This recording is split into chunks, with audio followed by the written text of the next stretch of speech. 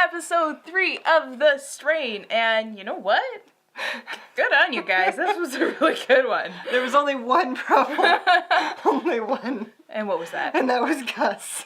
Yeah. Gus is my big problem. And he's not usually the problem. No. But you know what? Nothing happened that I was afraid was going to happen, which is quite nice. You know what I mean? Gus is got his mother in his house and he's like feeding her blood and he's just getting weaker and weaker because he keeps feeding her shit tons of blood every day. And you're like, listen, buddy.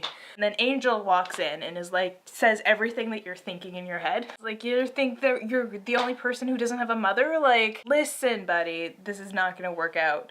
And Gus is like, don't you do it, don't you kill her for me, because fuck no. And they're like tussling and Gus has an axe and they're probably about to go at it when all of a sudden the neighborhood cleanup squad rolls in outside and they're like, shit, we've gotta hide her. And you feel so kind of bad for him because he's like trying to help Gus. He's got like a motorcycle helmet over his mother's head and she's in a straitjacket. Probably the funniest moment of the episode is when he sticks her in a wheelchair and Angel pulls at the duct tape and it's just like, what, Mexican seatbelt? I love Angel so much, and if Gus's stupidity gets Angel dead, I will be very upset. I'll be so because he is such angry. a ray of sunshine. Like, yeah, he's just the best. So, cutest moment of the episode goes to Fet. Like, Setrakian realizes that the lumen's gone. And he's like freaking out, and Fet's just like, but what about this guy who puts a little bitty tracking device, you know, the type you put on animals in the spine of the lumen where, you know, no vampire would look.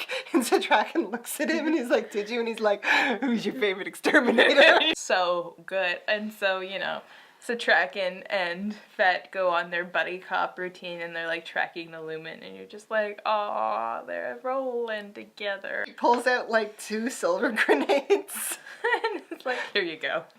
I brought these just in case. The other big part of this episode is Quinlan's backstory. This was like really fun. It was very simple and you just enjoyed all of it. You see, like, he was like a freak show kind of like leech is what they called him, and he was rescued by this woman who's like, no, you're gonna save us all because, like, you bear the curse of the master, but you are like his doom, and kind of civilizes him and like starts, I guess, training him a little bit, and the master finds them and contains them in this cave to basically be like, you're gonna either die when I get back because I'll kill you, or you can drain your like surrogate mother. And she's like, eat me. And he's like, no. And she's like, eat me. It's like really sweet because he's like, I love you. I don't want to eat you. I'd rather die. And she's like, I'm dying anyways. Doesn't mean you're a horrible person or you're giving in to him because, like, this is just what needs to happen so that you can eventually take him down. Just do it. And, you know, you, like, feel for him. And it's really, like, touching and heartwarming. So he ends up feeding on her. She dies. And the master comes in. He's like, look, you have succumbed to my will. I have so much to teach you. And Quinlan's like, you're wrong.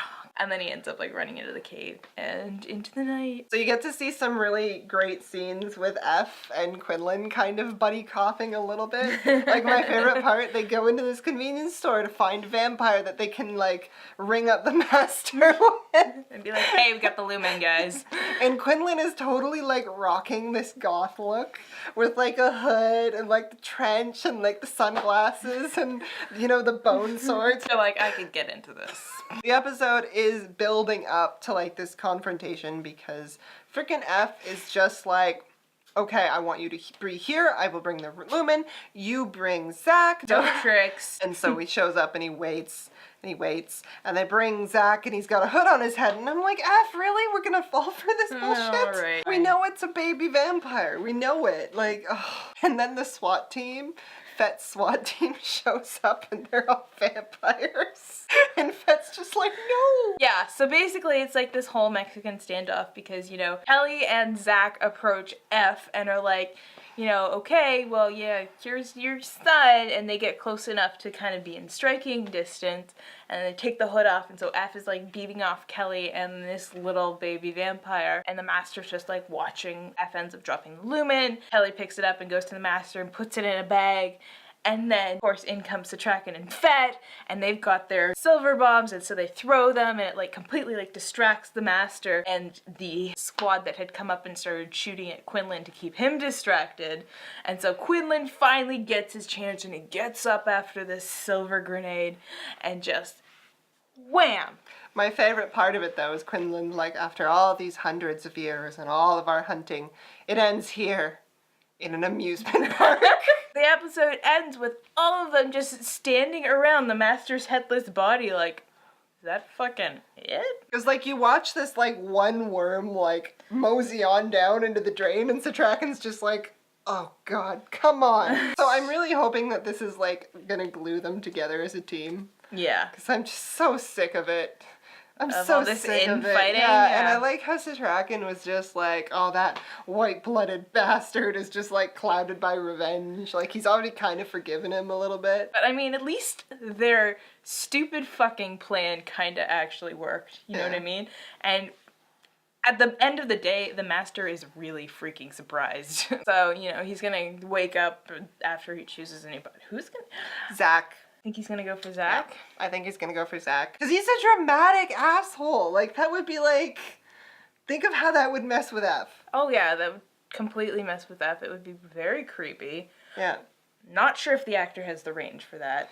Yeah. You don't think he's going straight for Icorst? Oh no, god no.